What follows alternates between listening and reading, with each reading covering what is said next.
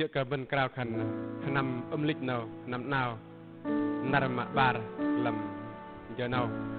nó bên này cái bọc đây rõ là rip nuôi bên rồi rip bên pin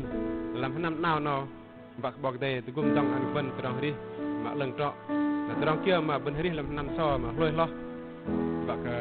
pin bọc đây nát là giờ nào bên đây Hơri làm nó